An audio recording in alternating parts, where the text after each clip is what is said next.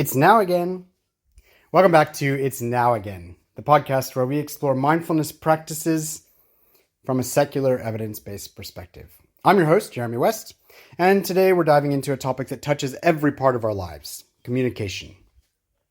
We often think of mindfulness as something we do alone, particularly meditation, but it's equally important, if not even more so, in how we interact with other people.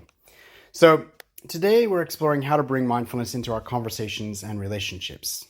Let's get started. Communication is the bridge between our inner world and the world around us. It's how we express our thoughts, feelings, and needs, and how we connect with others. But often, our communication is far from mindful. We speak without thinking, guilty, listen without really hearing, guilty, and react without considering the impact, guilty. I teach mindfulness in general because one of the big reasons is a sign I once saw that says, "I teach what I most need to learn." Well, even though I have a degree in communications, I would say that one of the areas of mindfulness that I continue to need to apply to my own life the most is communication. So don't think that I'm some special guru who's made it.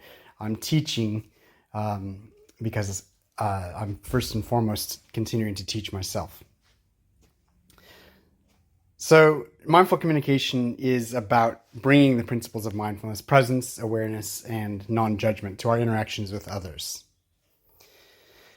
Mindful communication involves two key components, mindful speaking and mindful listening.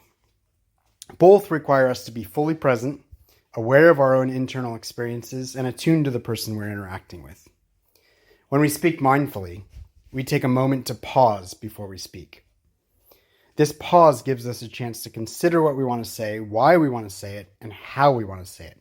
It helps us to speak with intention and kindness rather than out of habit or reactivity.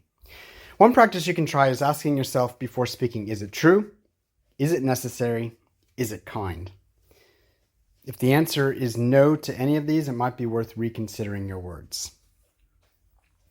Mindful listening is about giving our full attention to the person speaking without interrupting or planning our response while they're still talking. It's about being fully present with the other person, hearing not just their words, but also the emotions and intentions behind them. A great way to practice this is by making eye contact, nodding, and giving verbal affirmations to show that you're engaged.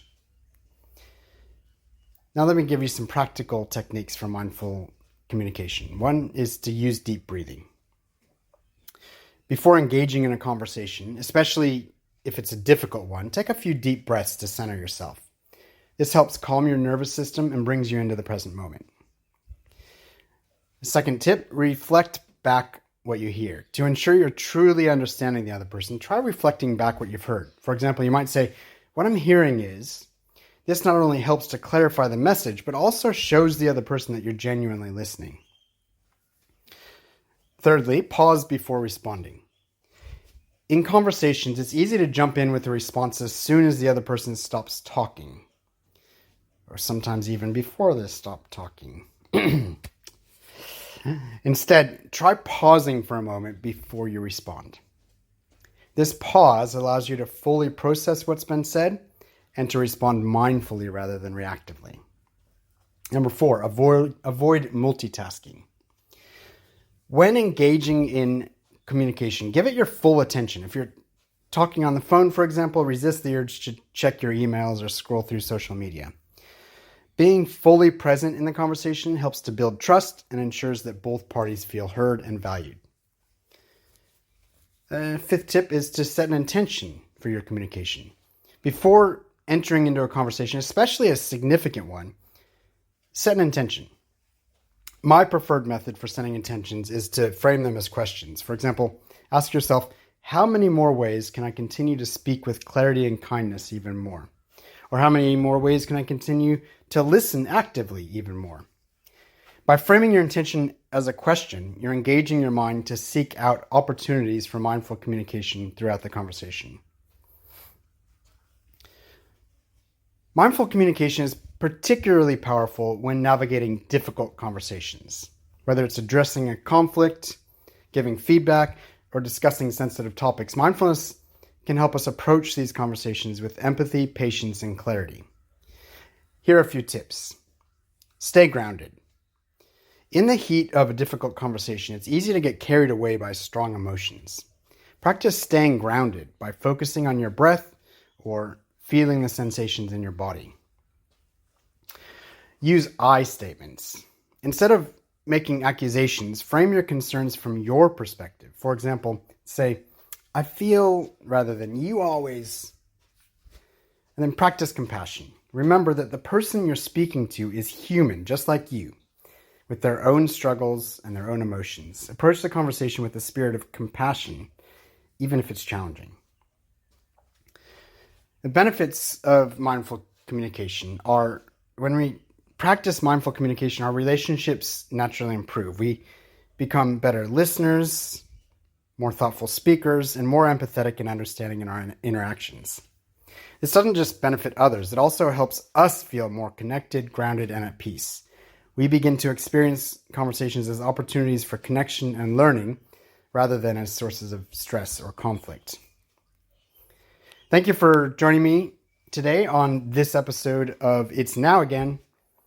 I hope you found some valuable insights into how to bring mindfulness into your communication.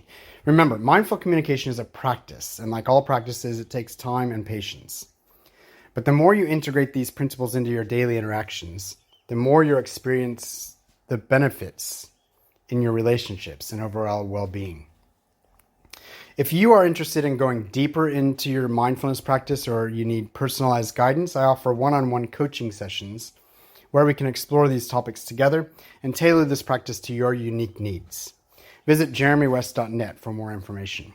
You can also check out my new Patreon, which is Pay What You Want at jeremywest.net, where you'll find a growing library of mindfulness practices, including guided meditations.